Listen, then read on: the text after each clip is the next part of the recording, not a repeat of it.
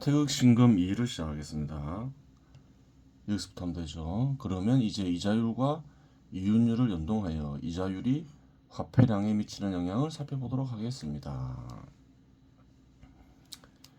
기대 이윤율은 개인적으로 형성되는 개인적 기대 이윤율과 사회적으로 형성되는 일반적 기대 이윤율로 분리됩니다.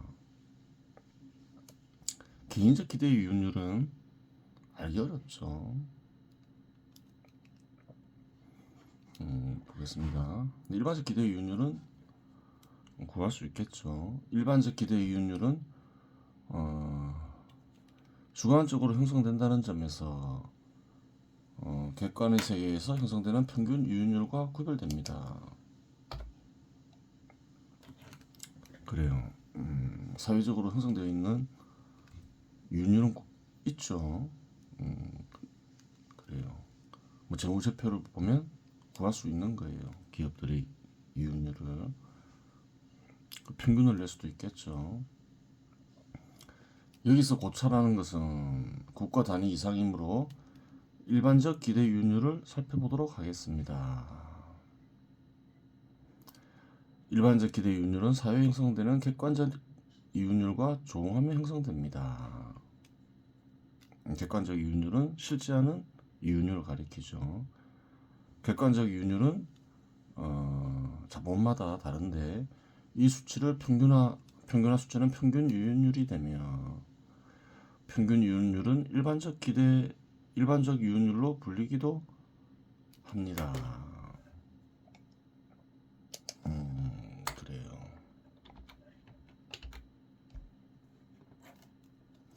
평균 이윤율은 국가 단위로 국가 전체 자본의 평균 이윤율을 구할 수도 있고 국가 내 산업별로도 구할 수 있습니다. 그렇겠죠. 여러 가지 방식으로 구할 수 있겠죠. 뭐 다른 방식도 있을 수 있겠죠. 기업 규모별로도 평균 이윤율을 구할 수도 있겠죠. 또한 세계 전체 자본의 평균 이윤율도 구할 수 있으며 세계 내 산업별로도 평균 이윤율을 구할 수 있습니다. 그래요. 평균 이윤율의 상승은 일반적 기대 이윤율을 상승시키겠지만 인간들이 다수의 주관에 형성되는 것이므로 반드시 일치하여 움직이는 것은 아닙니다. 평균율이 높아지면 높은 상태가 장기간 유지되면 그래요. 일반적 기대 이윤, 대체로 사람들이 기대하는 이윤율 역시 높아지겠죠.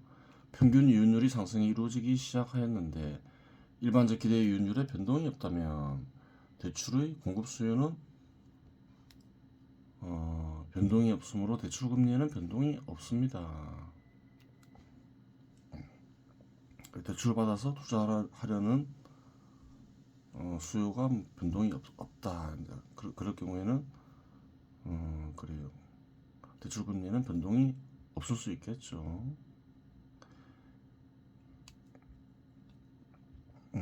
그래요. 예대 마진으로 이윤을 획득하는 금융기관에게 있어서 대출의 수요가 일정하다면 예금자에게 이전의 예금 금리를 제공하기 어렵기 때문입니다.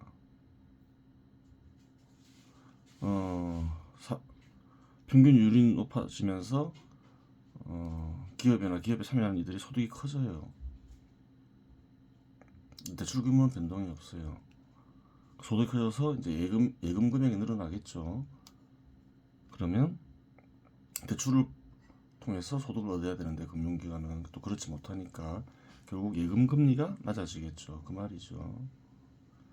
예대 마진으로 이윤을 획득하는 금융기관에게 있어서 대출 수요가 일정하다면 예금자에게 이전의 예금 금리를 제공하기 어렵기 때문입니다. 그렇겠죠. 이는 다시 대출의 수요를 찾기 위한 금융기관의 노력으로 이어지는데 결국 대출 금리의 하락으로 이어집니다. 그래요. 예금이 자꾸 늘어나다 보면 또 운용을 해서 소득을 얻어야 되니까 대출을 하려고 하겠죠. 대출하는데 경쟁이 붙겠죠. 그러면 대출금리 역시 낮아진다. 예금금리 하락이 대출금리 하락으로 이어질 수 있다. 이 경우를 얘기하는 거죠. 이 경우 평균 이윤율의 증가에 의해 이윤이 증가하게 되고 증가된 이윤의 일부는 유통시장에 투입되어 화폐량을 증가시키게 됩니다. 그래요. 대출금리 하락은 또 대출을 일으키면서 화폐가 유통시장에 풀리게 되죠. 보다 많은 화폐량이 동원되겠죠. 그러면 그래요. 물가가 상승할 수 있다 이 말이죠. 하지만 화폐량의 증가가 곧 물가 상승을 의미하는 것은 아닙니다. 경우에 따라서 물가 상승을 일으킬 수 있고 아닐 수도 있다. 상품의 공급이 수요를 초과해 있는 상태라면 증가된 화폐는 초과된 상품의 양을 줄이는 기능을 수행할 뿐입니다. 그래요. 상품의 공급이 초과되어 있어요. 상당히 많아요. 그러면 많아진 화폐를 다 흡수하겠죠. 그럴 경우에는 물가가 상승하지 않는다. 따라서 이러한 경우는 화폐량이 증가하더라도 물가는 상승하지 않습니다. 반면에 공급과 수요가 균형을 이루고 있는 상황이라면 물가는 화폐량의 증가에 비례하여 상승하게 됩니다. 균형을 이루고 있어요. 상품이 초과되어 공급되고 있지 않은 상황이에요. 근데 보다 많은 화폐량이 동원돼 버리면 물가가 상승하게 되겠죠.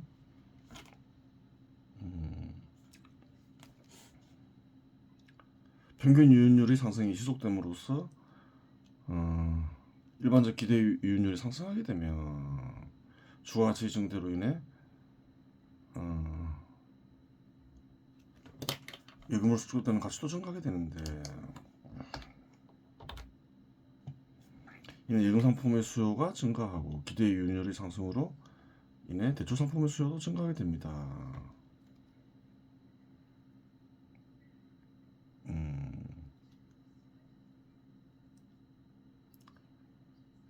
그래요. 기대 이윤율이 상승으로 인해 잠깐 말이 이상한데 평균 이윤율이 기대 이윤율을 초과해 있어야지 대출 상품의 수요가 증가하겠죠.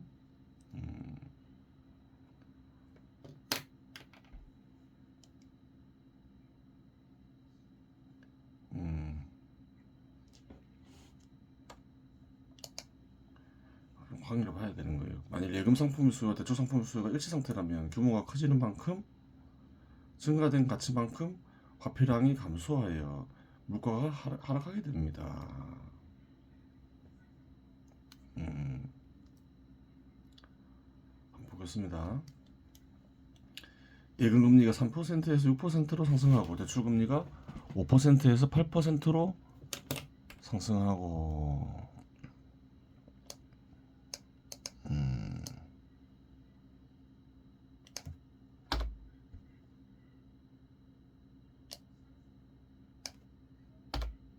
예금 규모와 대출 규모의 균형점이 100만 원에서 200만 원으로 증가하여 균형을 이룬다면 예대마진은 동일하지만 예대마진은 대출금리에서 예금금리를 빼는 거죠. 5에서 3 빼면 2, 8에서 6 빼면 2죠. 예금 규모와 대출 규모의 균형점이 100만 원에서 200만 원으로 증가하여 균형을 이룬다면 예대마진은 동일하지만 대출 이자가 숫자 바꾸죠. 5만 원에서 16만 원으로 증가하게 되고 규모도 넣어야 되니까 거래 규모도 5%에서 8%로 증가하는데 이제 또 거래 규모가 다르죠. 계산이 잘 안 맞죠. 이렇게 계산이 정확한데 계산이 정확하지 않은 이유는 급하게 써서 그렇죠. 떠오르는 대로 쓰고 계산도 대충 하고 그래서 이렇게 계산이 안 맞는 거예요. 그래요. 12만 원만큼의 대출 이자가 은행으로 흘러 들어가 화폐량을 감소시키면 알 수 있습니다.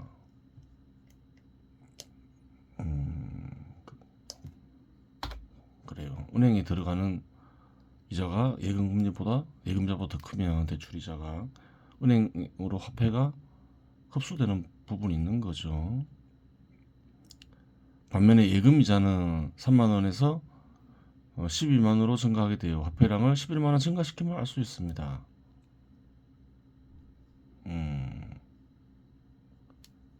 그래요.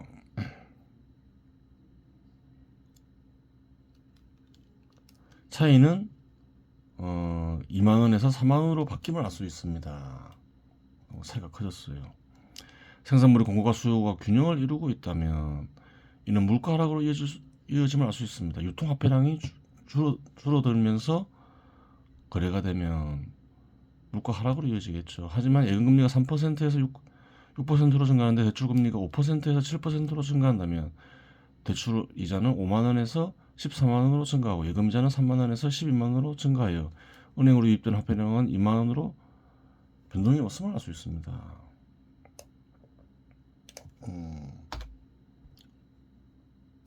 금리 상승이 무조건 물가 하락으로 이어진다는 건 아니에요.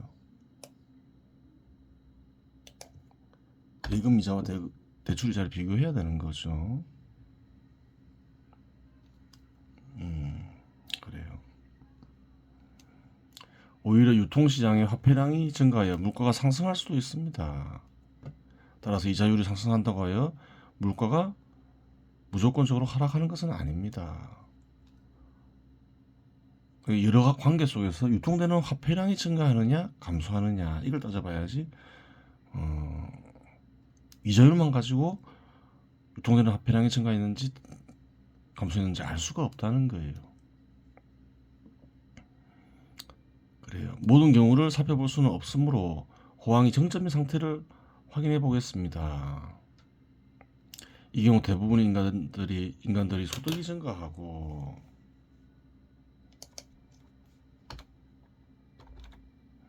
기업의 이윤은 이전보다 좋은 상태라 일반적 기대의 이윤은 극대화되고 기업을 확장시키기 위하여 혹은 부동산이나 주식에 투자하기 위하여 대출 수요는 급증합니다.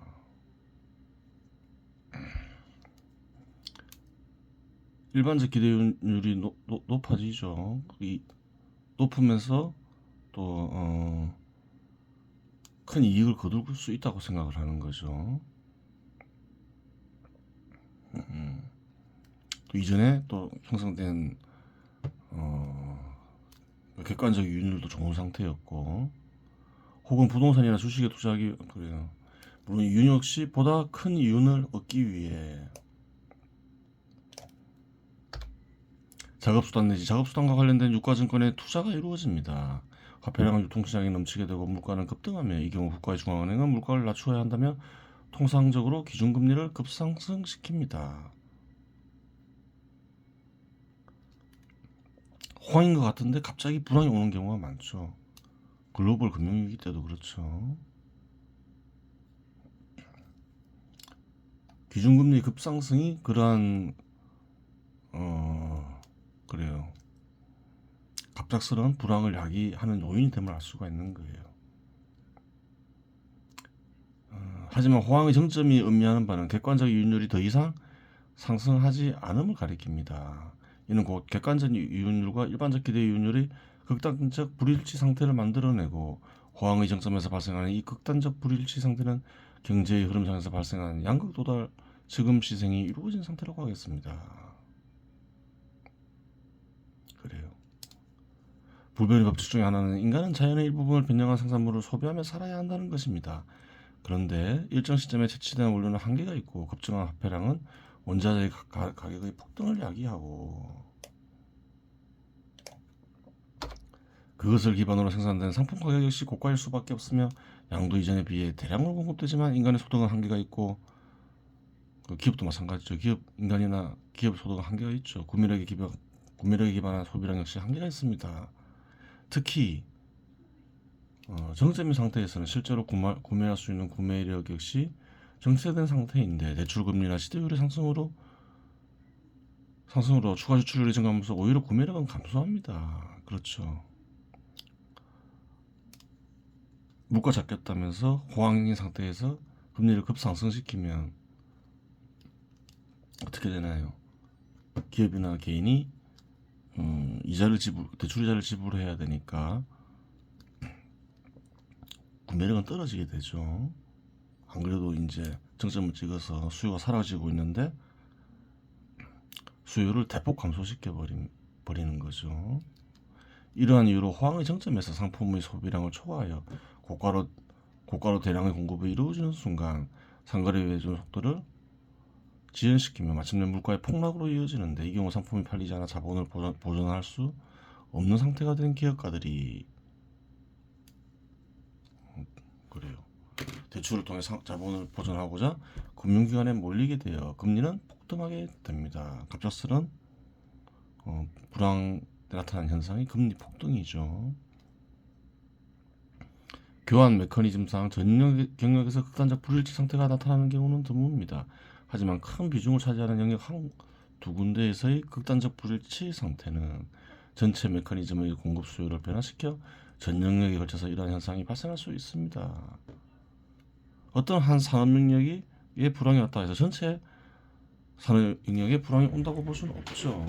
하지만 사회 내에서 그 영역의 비중이 크다면 전체 영역에 미치겠죠. 교환 메커니즘상 서로 다 연결되어 있으니까. 물론 영역별로 받는 영향 정도는 다릅니다. 하지만 한 영역만 살펴볼 경우, 예를 들어 석유가 고가의 상태에서 과잉 공급되었다고 가정하겠습니다. 석유 채취업자나 석유 화학 제품업자는 둘 다 작업 도구를 고가에 매수하게 됩니다. 이익을 많이 낼 것이라 생각해서 작업수단을 구매하는데 경쟁이 붙겠죠. 고가에 매수하게 되죠. 호황인 상태에서는 원자재 가격이 상승하므로 고가인 원자재를 재료로 만든 작업도구 역시 고가에 구매하게 됩니다. 따라서 석유화학 제품이 팔리지 않게 되고, 석유화학 제품 가격 및 석유 가격이 폭락하게 되면 기존에 생산된 상품을 폭락한 가격에 팔아서는 생산에 들어가는 가치를 온전하게 보존할 수 없게 되는데, 여기에서 채취업자나 가공업자는 누구도 예외가 되기는 힘들다는 것을 알 수 있습니다. 그렇죠. 반면에 금융기관은 대출 화폐를 회수하기 위해 최선을 다하며 이는 유통시장에서의 화폐량을 줄어들게 하여 물가의 폭락을 더욱 부채질하게 되는 것입니다. 물론 이 경우 팔리지 않는 상품으로 인해 기업의 부도도 빈번하게 발생하고 해고도 빈번하게 발생하는데, 이는 직업 수익 감소로 이어지고, 직업 수익 감소는 소득의 감소를 이어져 이 역시 유통 화폐량을 줄이는 요인이 됩니다. 정리하자면 이자율은 이윤율과 연동되어 움직이며 화폐량의 증가며 한정적 기능을 수행하며 연동 과정에서 이자율을 분석하지 않으면 연동되어 있죠. 이자율은 신비화된다는 사실입니다. 따라서 일정 시점에 생산되는 자연으로부터 제치되는 원료들의 총량과 가격, 그리고 구매력을 지닌 소비자들의 소비량 및 수요의 총가치 사이의 불일치 여부를 판단하고 객관적 이윤율과 일반적 기대 이윤율만 제대로 분석할 수 있어도 경제 현상 이해 및 경제 정책 수립을 세우는데 무리가 없다고 하겠습니다.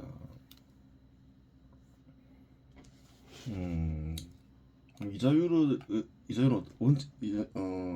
정하는 원칙은 뭔가요? 사회가 유지되고 발전하기 위해서는 이윤율보다 항상 낮아야 되는 거죠. 이자로 이윤을 모두 빼앗아 가버리면 그러한 곳의 기업은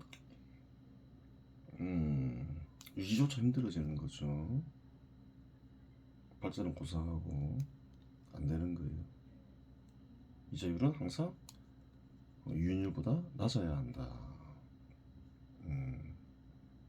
그래요. 사회는 수많은 산업이 있겠죠. 수많은 기업이 있고, 수많은 기업들이 예를 들어서 평균 이윤율을 구했는데 이자율은 항상 그 평균 이윤율보다 기본적으로 낮아야 한다. 그렇지 않으면 그래요. 기업이 붕괴될 수 있다. 그 이자율은 어떤가요? 기업에만 영향을 미치는 게 아니죠. 대출을 쓰는 개인에게도 영향을 미치죠. 개인의 소득을 침해하죠. 세금과 마찬가지로 대출받은 이에게는. 그래요. 기본적으로 맞은 것이 좋다. 그래요. 다 잘 살고자 하는 게 목적인데 이자로 이자율을 통해서 수탈하려고 해서는 안 된다. 그렇게 얘기하고 있는 거예요. 그렇게 하면 그래요. 사회에 미칠 영향이 굉장히 크다. 악영향이. 그러한 사실을 알 수 있는 거죠. 이자율과 이윤율의 관계를 살펴보면 또 그러한 사례는 기업들의 재무제표를 보면 쉽게 알 수 있어요. 남은 시간은 토요일 금화종술 보겠습니다. 여기서 하면 되죠. 앞에서 무토와 기토에 대해서 언급했죠. 좀 더 심화된 질문을 하고 있는 거죠. 문, 필, 기토, 연도, 일사, 불개. 그래요. 그 다음에 이후, 무토, 발생부. 필이, 기토. 기토는 의식이라고 했죠. 의식을 불린다. 의식을 단련시킨다 이 말이죠. 단련시킨다의 간직된 뜻은 넉스작용을 거치고 어리작용을 일으키는 연습을 한다. 능숙하게 한다 이 말이죠. 불려야 하는데 도 일사불개 한오라기 실도 걸려있지 않아야 한오라기 실도 숨겨진 뜻이 있는 거죠. 넉스작용을 완전히 그쳐야 이 말이죠. 이후 무토 발생부 그러한 연후에야 무토가 생기는 것이 아닙니까? 무토는 어떤가는 신으로 어떤가는 신이겠죠. 어떤가는 신을 접촉할 수 있지 않겠습니까?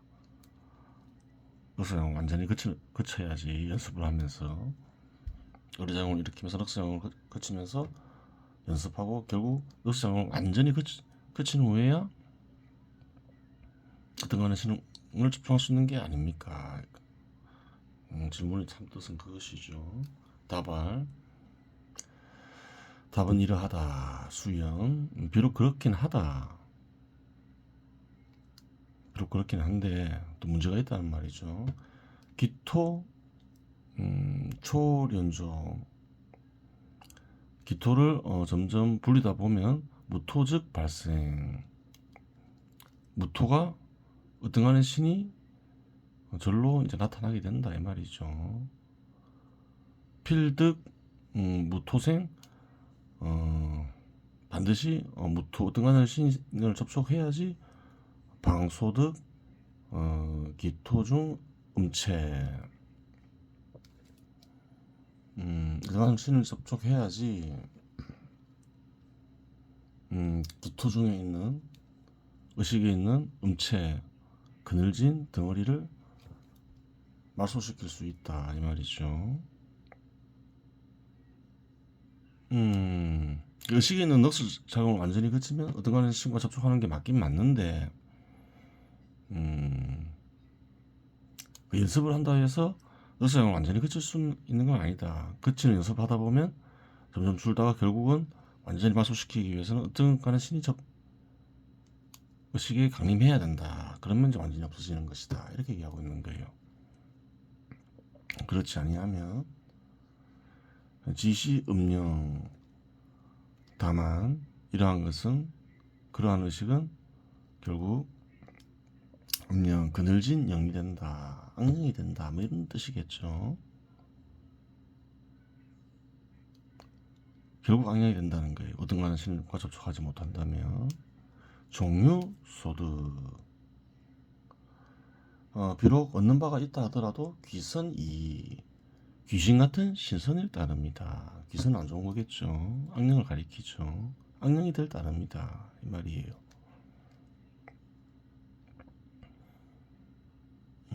넉스의 작용이 넉시 남아 있으면 넉스를 없애는 게 아니라 넉스 작용을 완전히 그쳐야 된다. 그것은 어떤 가는 신을 통해서만 결국은 이루어진다. 그렇지 않으면 결국은 악령이 된다 이 말이에요. 오도 불려시 우리의 가르침은 이와 같지 않다. 기선이 되는 악령이 되는 게 아니다. 그렇게 얘기하고 있는 거죠.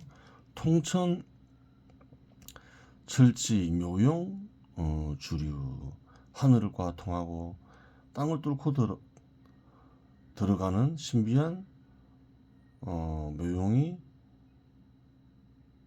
뚫고 들어갈 정도로 이 효과가 있다, 작용이 있다. 그 작용 하도 신묘해서 두루 흐른다. 통하지 않는 곳이 없다 이 말이죠. 이등 자질 중 하그다.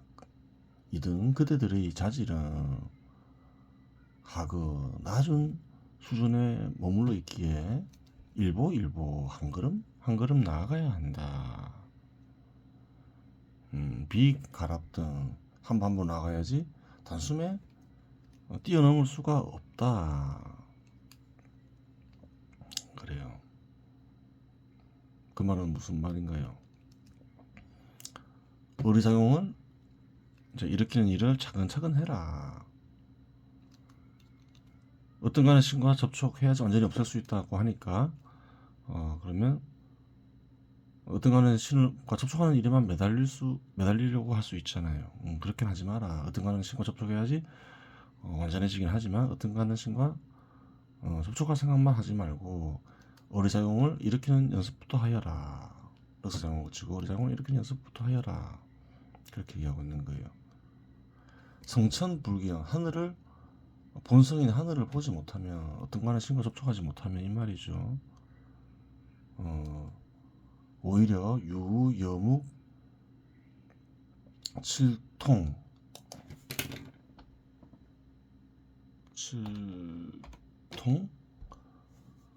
중 람모행종 무슨 말인가요? 하늘 이거 어리작용을 일으킨다고 하지만 어떤 간의 신과 접촉하지 못한다면 오히려 검은 옷을 칠한 통 속에서 어렵게 찾으며 흉내내는 것에 불과하다. 그렇게 얘기하고 있는 거죠. 하지만 이제 어떤 간의 신과 접촉하긴 해야 되는데 그대들이 자신은 바닥이니 우선 이제 늑작용을 거치고 어리작용을 차근차근 일으키는 연습부터 하여라. 그렇게 얘기하고 있는 거죠. 언가 고선 무거 변이 고 초상저야 어찌 마른 구목과 같은 선에 의지해. 그래요. 높은 경지에 이르러서 초월의 세계를 드러낼 수 있겠느냐? 어떤 가는 신의 세계를 드러낼 수 있겠는가? 그래요.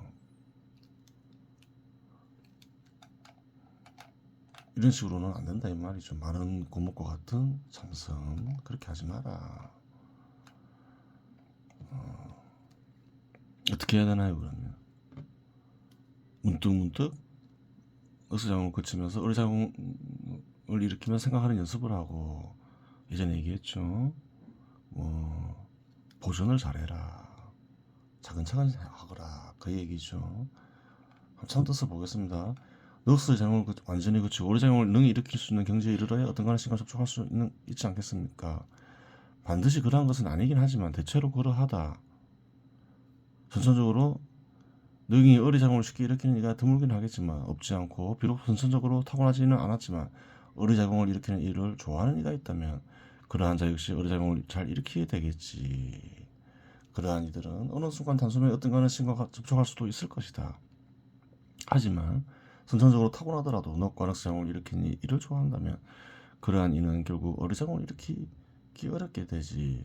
그대들은 어느 경우에 해당되는가? 대체로 사람들은 넉을 좋아하고 넉스작용을 일으키는 일을 좋아하고 즐기니 그대들의 수준은 전부는 아니더라도 대부분 바닥 수준일 것이다. 고로 그대들은 단계를 뛰어넘어 어떤 간의 신의 마음에 거듭나 어떤 간의 신과 접촉하는 경지에 이를 수 없으니 급한 마음에 서두르지 말고 한 걸음 걷듯이 익히는 것이 좋다. 그러다 보면 어느 순간 어떤 간의 신과 접촉하게 되며 넉스의 작용을 완전히 그치게 되어 어떤 간의 신과 같이 되어 어리작용을 일으키게 될 것이다. 가르쳐준 대로 하지 않고 익히면 평생 허송세월을 보낼 것이고 우연히 어리석음을 일으켜 재주를 얻더라도 악령이 되어 세상에 해로움만 끼칠 터이니 가르쳐준 대로 차분히 있기도록 하여라. 이번 시간에서 마치겠습니다.